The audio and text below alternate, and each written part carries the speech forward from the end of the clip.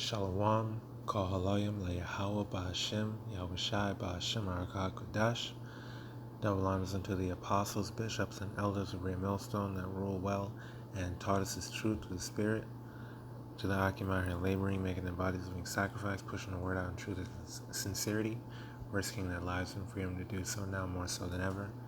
To the Akim YAHAWAH, listening and learning, being doers of the word and abiding in the faith, and to the speckled birds scattered abroad that look like the other nations but are truly Yasharala through the Spirit. Shalom wa barak atam. It's your brother Arya. I just want to make a quick land back off of these two different lessons of varying, I saw them at completely different periods of time. And I remembered the one that I saw first when this brother brought out Zechariah chapter 8. And this is pretty much going into like how we don't celebrate birthdays, And I'm just going to get Job real quick, to like preface it, right? Because we know we don't celebrate birthdays and why we don't, because that's like celebrating yourself. That's self-idolization. And this Babylonian society encourages you to do shit like that, to celebrate people. Here it is, we got people celebrating the birthdays of niggas they don't even fucking know. Celebrities that don't give a damn about you, that are actually used as agents to lead the people astray. And you're idolizing them, you're celebrating their birthdays, you're worshiping them, Birthdays, that's a form of self-worship, of idolization. You're not supposed to celebrate birthdays, and Job knew this. In Job chapter 1, you can look at verse 4. And his sons went and feasted in their houses, every one his day. Their birthdays, everyone his day, and sent and called for the three sisters to eat and to drink with them. And it was so, when the days of their feasting were gone about, that Job sent and sanctified them, and rose up early in the morning, and offered burnt offerings according to the number of them all. For Job said, it may be that my sons have sinned, and cursed the Most High in their hearts. Thus did Job continually. You can go to chapter 3 as well. Verse 1. After this, opened Job his mouth and cursed his day, speaking about the day that he was born. And Job spake and said, let the day perish wherein I was born, and the night in which it was said, there is a man-child conceived. Okay, like, hey, fuck that damn day. Better is the end of a thing than the beginning thereof. You come into this world crying, wailing, weeping. Like, God damn, I'm in this bitch. I'm back in this bitch again. Because this is suffering, man. It's vanity. Of course, we have the hope. We understand the higher purpose of this life that we're living, But you don't celebrate the day you were brought back here. We don't celebrate the day we were regenerated. We've been here thousands of times. So why would you celebrate the day you were born? As if that is something to celebrate. We're thankful for our lives, but you're thankful every day. Same thing with all these other... Man, we have high holy days, celebrating our enemies falling, celebrating YAHAWASHI delivering us, celebrating our Lord YAHAWASHI, celebrating things that really matter, not celebrating your damn 15th, sweet 16, your quinceañera. Yeah, man, fuck that shit.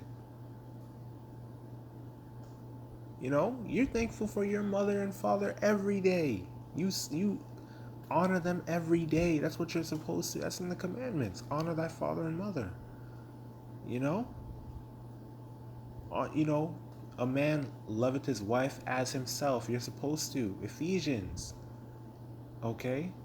Not no Valentine's. Not no goddamn Mother's and Father's Day. We get into our history all the time. You're supposed to know your history. That's your heritage. Give a fuck about no goddamn so-called Black History Month. Indigenous Heritage Month. No, this is what matters.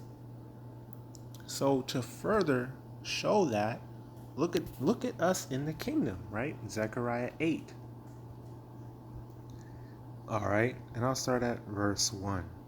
Again, the word of the Lord of hosts came to me, saying, Thus saith Yahweh of hosts, I was jealous for Zion with great jealousy, and I was jealous for her with great fury. Hey, remember, Yahweh is a jealous power. So we're idolizing, that made him angry. All right, that includes idolizing yourself. Verse 3. Thus saith YAHAWASHI, I am returned unto Zion, and will dwell in the midst of Jerusalem. And Jerusalem shall be called a city of truth, and the mountain of the power, the HALALYAM of hosts, the holy mountain. All right. These other nations too. The Lord is furious with these other nations for forwarding our affliction and causing us to go off and worship idols and all that. So the Lord's going to avenge us in that manner as well. He's furious in that manner as well. He's jealous for that in that sense as well. Okay, so when we're established as the righteous power, when we're joint heirs with our Lord Yahawashi, and the kingdom of heaven is established, we're going to be called the city of truth. All right, verse 4. Thus saith Yahweh of hosts, there shall yet old men and old women dwell in the streets of Jerusalem, and every man with his staff in his hand for very age.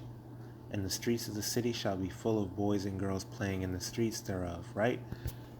Now the scriptures tell you, for man was made to be immortal. And we're going to go back to that righteous, perfect, glorious estate. With those new bodies, in the twinkling of an eye, we're going to be changed. Incorruptible. The new covenant, where the law is put in our inward parts. Remember, the wages of sin. This is precept upon precept. That's beautiful. All right. The wages of sin is death. The reason, death came into the world was sin. So, with the new covenant, with the law in our inward parts, we're never going to go off. With the new bodies that never get sick, that never, have foolish, unrighteous thoughts or anything like that. They're perfect, incorruptible bodies. No more sin. Why do we still need to die? What use? The sting of death. Death is swallowed up in victory. There's no more death. There's no need. Because we're going to be perfect. We're going to live forever. We're going to be immortal. So when it says old men and old women, we're going to be millions of years old, baby. We're going to be millions. We're going to be millions of years old. Think about that. You're going to celebrate a fucking birthday every day, nigga? You know how many children we're going to have? You're going to celebrate a fucking birthday every day. Hell no. We're going to be old men and old ass women. We're going to be millions of years old, dude. Because we're going to be immortal. Ain't no need for death no more. So what are you going to do? You're going to celebrate a new birthday every goddamn day? For how many children there are going to be? For how many of us are going to be there? Forever? Immortal? We got high holy days, man.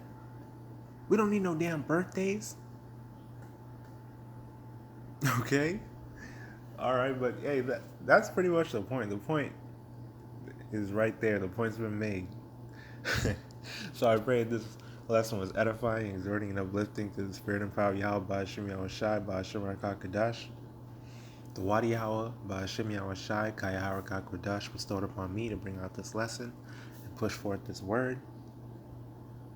Keep pushing, keep praying, keep enduring, keep fasting, keep striving for the truth unto death, and keep abiding in the faith.